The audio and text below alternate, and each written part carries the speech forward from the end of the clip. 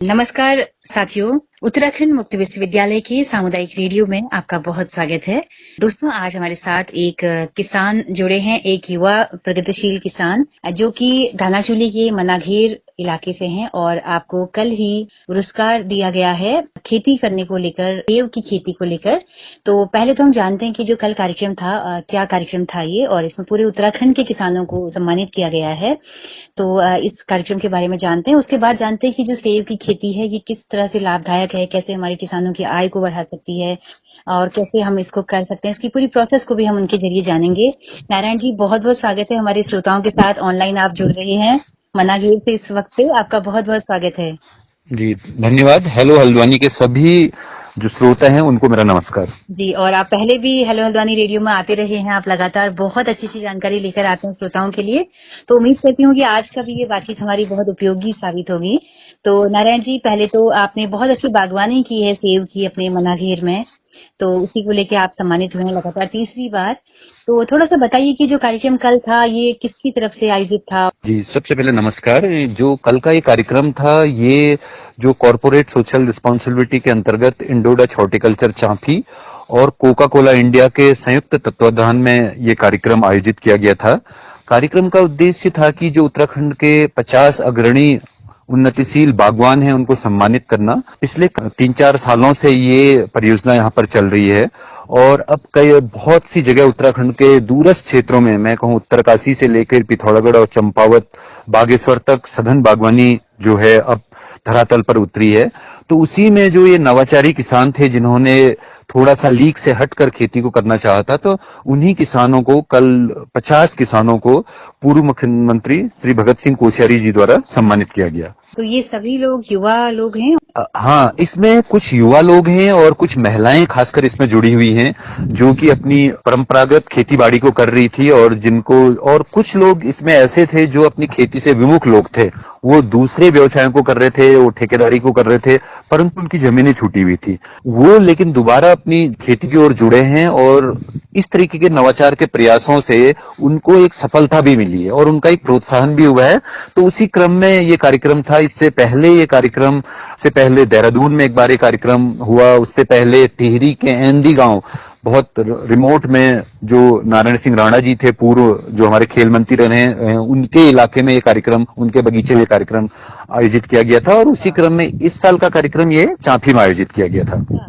तो क्या इसमें सारे किसान वही थे जो सेब की खेती कर रहे हैं? जी, इसमें खासकर वही किसान थे जो सेब की खेती कर रहे हैं और जो भविष्य में और हॉर्टिकल्चर में, औद्यानिकी में नवाचार करना चाहते हैं, चाहे वो अखरोट को लेकर के हो, चाहे वो कीवी को लेकर के हो, चाहे वो परसिमन को लेकर के हो। तो इस तरीके के किसानों का एक ये संयुक्त ग्रुप था। तो नारायण जी, अब हमारे तमाम सुनने वालों को आप ये बताएं कि कैसे हम कर सकते हैं इस खेती को। कई लोग इसको इटालियन सेब भी कह रहे हैं, ये क्या कुछ अलग सी प्रजाति है सेब की जो कि उत्तराखंड में पहली बार लॉन्च हुई है? देखिए, ये जो सेब की प्रजातियां हैं, क्योंकि दुनिया में सेब की कई प्रजातियां होती हैं, तो बेसिकली जो सघन बागवानी होती है, आप इसको सघन बागवानी बोल सकते हैं। हालांकि ये जो इसका रूट स्टॉक बेस आधारित इसको हम खेती कहते हैं और ये रूट स्टॉक MM सीरीज इसको बोलते हैं, तो ये विदेशों से आया है। परंतु पहले क्या होता था कि हमारे एक नाली में सिर्फ 10 पेड़ लगते थे, लेकिन सघन बागवानी में एक नाली में 50 पेड़ लगते हैं, 50 पेड़ तक लग सकते हैं और ये बहुत ही अर्ली प्रोडक्शन इनका होता है। जिस साल आप इसको लगाएंगे तो अगले साल से ही ये आपको फल देना शुरू करता है। और इसमें जैसे जो हमारी पुरानी जो सेब की प्रजातियां थी उसमें ऑल्टरनेट बियरिंग का मतलब होता है कि एक साल फल लगेगा, अगले साल नहीं लगेगा, जैसा कि अमूमन आम में होता है या दूसरे सेब में होता है। परंतु इसमें हर साल आपको क्रॉप आएगी और बहुत उच्च क्वालिटी का फल आपको इसमें मिलेगा, जिसका कि मार्केट भी लोगों को अच्छा मिलता है। तो ये एक इस तरीके का प्रयास है। अच्छा, तो इसका बीज क्या हाइब्रिड हम इसे कहेंगे? किसने इस बीज को तैयार किया है और कहाँ किया है? बेसिकली ये बीज से नहीं होता है। बेसिकली पहले ये मार्टिन मालिंग करके एक जो MM सीरीज, मार्टिन मालिंग एक साइंटिस्ट हुआ करते थे इंग्लैंड में, उन्होंने इसको इजाद किया था और उन्होंने इसको बनाया था जहां पर अलग अलग सीरीज उन्होंने बनाई थी। जहां पर पानी है तो उसके लिए अलग सीरीज बनाई थी, जहां पर पानी नहीं है उसके लिए अलग सीरीज बनाई है। तो ये इस M9, M7, M111, M106, तो कई तरीके के इसके रूट स्टॉक होते हैं। और अभी जो उत्तराखंड में खासकर खेती हो रही है वो M9 को लेके हो रही है, क्योंकि M9 में अगर आप खेती करते हैं तो जैसा मैंने कहा कि आपको एक तो जल्दी क्रॉप मिलती है और इसका जो प्रोडक्शन है वो भी अच्छा होता है। तो इसके पौधे हमें कहाँ से मिलेंगे? क्या यहाँ उत्तराखंड की नर्सरी में कहीं तैयार हो रहे हैं? बिल्कुल, अभी इसके पौधे आपको एक तो इंडोडच हॉर्टिकल्चर इन्होंने एक बड़ी नर्सरी को स्थापित किया है पंतनगर विश्वविद्यालय के साथ एमओयू करके, उनकी जमीन लीज पे लेकर के वो बड़े स्तर पर इन पौधों को तैयार कर रहे हैं। उसके अलावा उद्यान विभाग इनको हिमाचल से भी मंगाता है। इसके अलावा जो बड़े किसान हैं, खास करके जो हिमाचल और कश्मीर में हैं, वो तो इनको विदेशों से भी आयात करते हैं। जैसे नारायण जी, हम सुनते आए ना कि हमारी अपनी जो लोकल हमारी जो जमीन, धरती, मिट्टी है, उसके अकॉर्डिंग यहाँ के जो पेड़ पौधे होते हैं वो ज्यादा फलते फूलते हैं, या वो ज्यादा स्वास्थ्य के लिए हितकारी भी हैं। तो क्या इस तरह से जो नए बीज बनाए जाते हैं, क्या उसमें उस तरह के न्यूट्रिएंट्स हो पाते हैं क्या हमारे भूगोल, हमारे टेम्परेचर के अकॉर्डिंग? देखिए, जो उत्तराखंड की जमीनें हैं, उत्तराखंड की जमीनें सेब के लिए और खासकर औद्यानिकी के लिए बहुत ही सुटेबल हैं, बहुत ही उपयुक्त हैं। इसीलिए आपको याद होगा कि अंग्रेजों ने, चाहे वो हरसिल में सेब लेके आए, चाहे मुक्तेश्वर में लेके आए, चाहे वो चौबटिया में लेके आए, तो उनको जब वो यहाँ पर थे तो उनको ऐसा लगा कि यूरोप के बाद अगर उनको सबसे मुफीद जगह लगती थी तो उत्तराखंड उनको लगती थी। तो उत्तराखंड की आज भी जो आबो हवा है, जो हमारी जमीनें हैं, औद्यानिकी के लिए बहुत ही उपयुक्त हैं। जो मैं कहूंगा कि आने वाला जो भविष्य है वो भी उद्यानिकी का है। अगर यहाँ के युवा खास करके इससे जुड़े तो अपनी, जो हम पलायन की बात करते हैं, जो माइग्रेशन की बात करते हैं, तो उसके लिए एक बेहतर काम कर सकते हैं। तो आप थोड़ा सा बताएं, अगर कोई नया लड़का, कोई नया युवा काम करना चाहता है, इसको शुरू करना चाहता है, तो उसको क्या, किन किन चीजों की जरूरत पड़ेगी? देखिए, ये जो खेती है एक तरीके से बहुत ही वैज्ञानिक खेती है। इसके बारे में आपको वैरायटी का ज्ञान बहुत जरूरी है, किस तरीके की सॉइल होनी चाहिए वो बहुत जरूरी है, न्यूट्रिशन मैनेजमेंट इसमें एक बहुत अहम रोल रखता है। तो अगर लोग इसको करना चाहें तो सबसे पहले उद्यान विभाग से वो जुड़ सकते हैं। उद्यान विभाग में ऑलरेडी जो उत्तराखंड सरकार है, एप्पल मिशन करके एक परियोजना चला रही है, तो उसमें छोटी छोटी जोतों पर अगर कोई किसान 3 नाली पे लगाना चाहता है, 5 पे लगाना चाहता है, 10 पे लगाना चाहता है, 20 पे लगाना चाहता है, तो उनके लिए भी परियोजनाएं बनी हुई हैं, परंतु परियोजनाओं की जानकारी का अभाव है। दूसरा, आप इस तरीके की जो ये जैसे इंडोडच हॉर्टिकल्चर है, इससे भी आप जुड़ सकते हैं। इनके पास भी कुछ स्कीमें होती हैं जो छोटे किसानों को प्रोत्साहित करती हैं। तो इसमें आपको कुछ वित्तीय सहायता भी, राज्य की सहायता भी मिल सकती है। तो परंतु इसके पहले, सबसे पहले जानकारी आपको बहुत जरूरी है कि कहां कहां से कर सकते हैं। अदरवाइज आप डायरेक्टली हमसे भी आप कनेक्ट कर सकते हैं, तो हम भी इन जानकारियों को लोगों के बीच में साझा कर सकते हैं। जी जी जी, मतलब आपको भी हम एज ए ट्रेनर, क्योंकि 3 सालों से आप भी उगा रहे हैं इसे, 3-4 सालों से, तो एज ए ट्रेनर किसान आपको भी बुला सकते हैं जी। तो इसके लिए क्या ये गर्म जगहों में भी होगा या केवल ठंडी जगहों पे? देखिए, जो आजकल जो हालांकि रूट स्टॉक आधारित जो खेती है, वो कई बार ऐसा है कि जो इसमें कुछ प्रजातियां ऐसी हो गर्म स्थानों पर भी हो रही है। जैसे हिमाचल में अब आपने रिसेंटली आपने सुना होगा कि वो नीचे हमीरपुर और बिलासपुर में भी वहां पर लोग सेब उगा रहे हैं। और वहां पर एक किसान ने, हरिमन शर्मा वो किसान हैं, उन्होंने अपने प्रयोगों से कुछ प्रयोग किए थे, उन्होंने वहां पर सेब को उगाया है। तो उन्हीं के इस प्रयास को देखते हुए पिछले वर्ष जो पद्मश्री मिला, तो हरिमन शर्मा को भी एक पद्मश्री दिया गया। और उसके अलावा जो आप 1200 से सेब शुरू कर सकते हैं और ऊपर आप 1200 मीटर से 2500-3000 मीटर तक सेब की खेती को किया जा सकता है। अच्छा, थोड़ा सा बताइए, जो रूट स्टॉक आप बार बार बोल रहे हैं, ये क्या टर्म है, ये इसमें क्या, किस तरह से होता है ये खेती? देखिए, रूट स्टॉक बेसिकली क्या होता है कि एक मूल वृंत जिसको हम बोलते हैं, नीचे का एक पार्ट होता है और उसके ऊपर ग्राफ्टिंग करके अलग अलग वैरायटियों को लगाया जाता है। तो सीधे आप नीचे का एक मूल वृंत आप उसको कह सकते हैं रूट स्टॉक को। स्टॉक के ऊपर साइन लगता है, क्योंकि ये थोड़ा साइंटिफिक टर्म है। साइन जो है, जो हम ग्राफ्टिंग लगाएंगे तो उसमें है, और रूट स्टॉक में ही जड़ें आती हैं। और जो रूट स्टॉक की जड़ें होती हैं, थोड़ा सा वो मूसला जड़ उसमें कम होती हैं, वो पैरेलल जड़ें चलती हैं और छोटी हेरी रूट्स उसमें ज्यादा होती हैं, तो पानी को एकदम एब्जॉर्ब करती हैं और प्लांट की ग्रोथ को बढ़ा करके एकदम फल देने का काम करती हैं। तो यानी कि जब हम नर्सरी से पौधा लेंगे तो वो कोई पेड़ जैसा, पौधा जैसा नहीं होगा, एक डंडी होगी, बीच का जो तना है उसका वो मोटा होगा और पतली बाकी जड़ें उसमें होंगी हल्की सी। हाँ, पौधा ही होगा।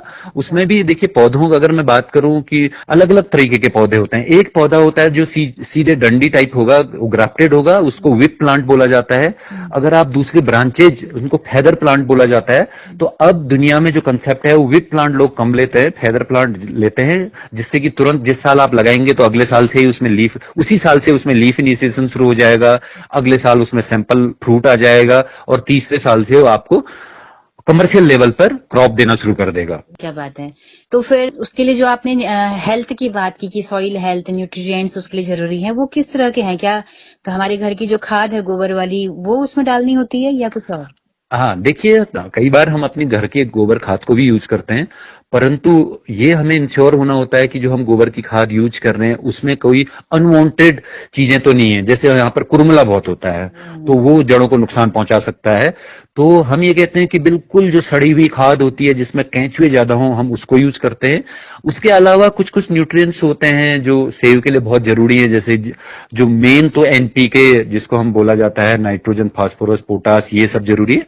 उसके अलावा कुछ माइक्रो न्यूट्रिएंट्स बोलते हैं, वो सब आजकल बाजार में उपलब्ध होते हैं, तो वो उनको भी इनको दिया जाता है। अच्छा, तो ये मार्केट से लाके उसको जी देना हुआ। जी और जी। पानी क्या बहुत ज्यादा मात्रा में चाहिए होता है इसके लिए? देखिए, इसको पानी बहुत ज्यादा मात्रा में नीचे होता है, परंतु जो M9 के रूट स्टॉक की अगर मैं बात करूंगा तो रेगुलर बेसिस पर आपको पानी ड्रिप के थ्रू देना होता है इसमें। क्योंकि आज सस्टेनेबल वाटर मैनेजमेंट की भी हमको बात करनी है। जब हम पहाड़ों में खेती की बात करते हैं तो पानी एक बड़ा इश्यू है। तो जिस तरीके के जिस मॉडल पर हम काम कर रहे हैं अपने बगीचे में, तो हम क्या करते हैं, बारिश के सारी पानी को बचाते हैं, उसको इकट्ठा करते हैं, उसको ड्रिप के थ्रू फिर पौधों को देते हैं। क्या बात है। तो मुझे लगता है कि इस पर आपका हमारे श्रोता अगर सुन रहे हैं, इस पर देख रहे होंगे कि कितना नॉलेज, कितना चीजें आपको मालूम है। तो क्यों ना हम पूरी सीरीज के तौर पर इसमें कुछ काम करें ताकि और लाभ हमारे किसानों को मिल पाए, हमारे युवाओं को मिले। जी बिल्कुल, क्योंकि और भी हम बातचीत एपिसोड्स इसमें बनाए हैं। जी जी बिल्कुल, आप इस पे कर सकते हैं। और मेरा प्रयास भी है, क्योंकि मैं हिमाचल में कई वर्षों तक रहा हूँ, पुश्तैनी रूप में हम लोग यहाँ पर खेती बाड़ी को हमारे बाप दादाओं ने किया हुआ है। तो हमारा प्रयास यही है कि जो हमारी जमीनें अभी हैं इसको किस तरीके से हम बचा पाए, क्योंकि अदरवाइज आपने देखा होगा कि पिछले दशकों में जमीनों का जो हमारा लैंड यूज पैटर्न है किस तरीके से बदला है। तो उस तरीके से हम चाहते हैं कि ये बदले नहीं। और जो हम अभी अपना बगीचा हमारा है भी, तो हम इसको एज ए ट्रेनिंग सेंटर लोगों के बीच में प्रदर्शित कर रहे हैं। लोग हमारे पास आए, खास करके युवा आए, और इन चीजों को सीखें और अपनी जमीन को बचाएं और अपनी आय भी अर्जित करें। बिल्कुल बिल्कुल, क्या बात है। तो नारायण जी, क्या इसके लिए मार्केट कहाँ है? क्या ये लोकल में बिकता है ये वाला सेब, या फिर कहीं बाहर ये के लिए निर्यात होता है? देखिए, ये आपने बहुत ही जायज प्रश्न में किया है, क्योंकि जब हम कई बार मैं युवाओं से बात करता हूं या किसानों से बात करता हूं तो वो कहते हैं कि हम लगाएंगे तो सही हो भी जाएगा, लेकिन बिकेगा कहाँ। परंतु आप दुनिया में जो एक बाजार का एक वो देखिए कि जब आपके पास क्वालिटी प्रोडक्ट होता है कोई भी, तो बाजार आपके आपके सामने ही, आपके दरवाजे पर आता है। क्योंकि इसका जीता जागता एग्जाम्पल हमारे पास है। क्योंकि जब हमने क्वालिटी फ्रूट उगाना शुरू किया तो शुरू में हम भी सोचते थे कि हल्द्वानी की मंडी में तो ये नहीं बिक पाएगा या इतना पैसा इसका नहीं मिल पाएगा। परंतु पिछले कुछ सालों से लोग हमको खुद अप्रोच कर रहे हैं, तो चाहे दिल्ली के आड़ती हों, तो इस साल हमें दिल्ली के आड़ती ने अप्रोच किया है और हमारा फ्रूट देख के उनको बहुत खुशी भी हुई। खुद ही यहाँ आकर के उन्होंने देखा कि नहीं, ये अच्छा फल उगा रहे हैं, अच्छे तरीके से उगा रहे हैं, तो लेने के लिए उत्सुक होते हैं। और इस तरीके से अभी हमारे 10 से 20 किसानों का सारा फ्रूट वो यहाँ पे आके उठा रहे हैं, जिसको कहते हैं कि फार्म गेट पे आके खरीद रहे हैं।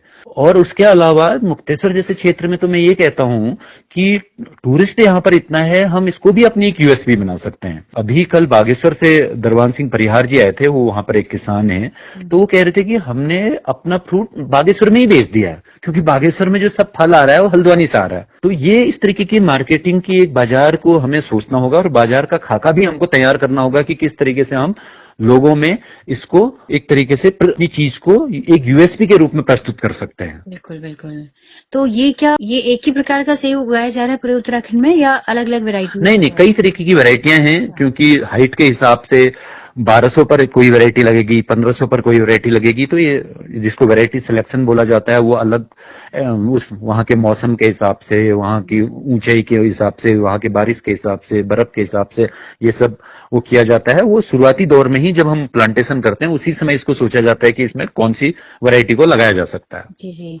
तो ये क्या और जो पुरानी हमारी वैरायटी है सेबों की, उससे कुछ खास है क्या? क्या इसके दाम, कीमत इसकी ये ज्यादा है इसकी? देखिए, बिल्कुल डेफिनेटली जो हमारी पुरानी आज भी, मतलब मैं कल ही देख रहा था, जो हमारी हल्द्वानी मार्केट में जो हमारा ट्रेडिशनल वैरायटी यहाँ की जा रही है, जिसमें कि कलर कम है, जिसका साइज अच्छा नहीं है, जिसका थोड़ा कुछ टेस्ट ठीक नहीं है, तो उसको बहुत ही कम पैसे मिल रहे हैं। परंतु ये एक तरीके का यूनिवर्सल जो पूरी दुनिया में अभी चल रहा है, चाहे आप यूएस की बात करें, अमेरिका में बात करें, न्यूजीलैंड में बात करें, तो उस तरीके का ये फ्रूट है।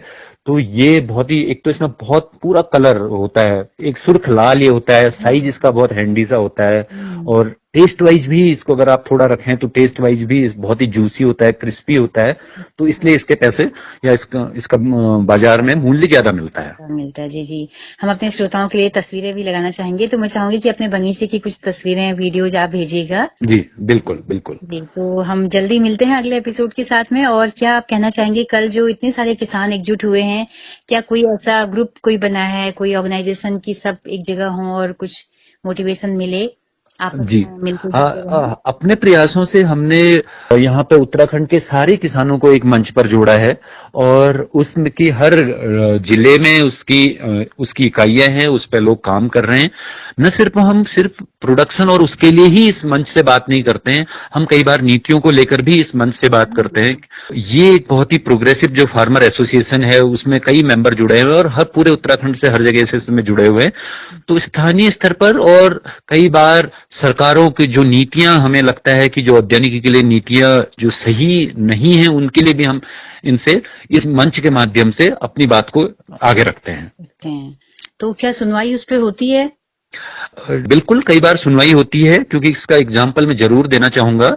जब धीराज गर्ब्याल जी यहाँ पर जिलाधिकारी हुआ करते थे, तो उन्होंने औद्यानिकों को बढ़ाने का एक बहुत अभिनव प्रयास उत्तराखंड में किया हुआ है। तो उस समय हमने उनसे कहा था कि पहले जो मानक थे कि 20 नाली जमीन एक साथ किसान की एक जगह होनी चाहिए, परंतु ये आप भी जानते हैं कि 20 नाली पहाड़ में किसान का एक साथ होना बहुत ही मुश्किल काम है, बहुत ही टफ है। तो हमने उनसे गुजारिश की थी कि आप इस परियोजना को छोटे छोटे पार्ट में बांट दीजिए। अगर कोई 5 नाली में लगाना चाहता है तो 5 नाली में उसको लगाने के लिए जो योजना है वो मिलनी चाहिए। कोई 2 ही नाली में लगाना चाहता है तो 2 नाली के लिए उसको मिलनी चाहिए। कोई 10 में लगाना चाहता है तो 10 के लिए मिलनी चाहिए। तो उन्होंने इस तरीके के प्रोविजन को किया, और उन्होंने बड़े स्तर पर क्वालिटी प्लांटिंग मटेरियल ला करके उस समय खासकर नैनीताल डिस्ट्रिक्ट में उन्होंने इसको बांटा। और जो फार्म हैं, ऑलरेडी हमारे पास 90-92 फार्म यहाँ पर उद्यान के हैं, तो एक रामगढ़ को उन्होंने एक सेंटर ऑफ एक्सीलेंस बनाने का काम किया कि प्रजातियों को ला करके यहाँ पर लगाने के लोग देखें, उसको सीखें और अपने खेतों में लगाएं। तो इस तरीके का उनके प्रयास बहुत ही सराहनीय प्रयास हैं। और तो इस तरीके की इन जो हमारा फेडरेशन है या जो हमारा मंच है, उसके माध्यम से भी हम इन बातों को उनके सामने रखते हैं। जी, तो ये तो बहुत अच्छी बात है कि इस तरह का आप लोगों का एक ग्रुप भी बना हुआ है जो सरकारों तक बात भी पहुंचाता है, नीतियों को लेकर भी। तो हम भी रेडियो के जरिए आप सब लोगों के साथ जुड़ना चाहेंगे, और हम चाहेंगे कि किसानों की बातें, जो नई प्रगतिशील किसान, युवा किसान आ रहे हैं, उनकी बातें भी हम रेडियो के जरिए करें। तो आप एक जरिया है हमारे लिए, हम चाहेंगे कि हम आगे भी इस पर बात करते रहें। तो नारायण जी, बहुत शुक्रिया, इतना वक्त आपने निकाला। बहुत बहुत धन्यवाद। हेलो हल्द्वानी, और आपका बहुत बहुत धन्यवाद। जी, और आप सोचिएगा कि और हम किस किस तरीके से रेडियो के जरिए इन चीजों पर बात कर सकते हैं। जी बिल्कुल बिल्कुल। जी, बहुत शुक्रिया।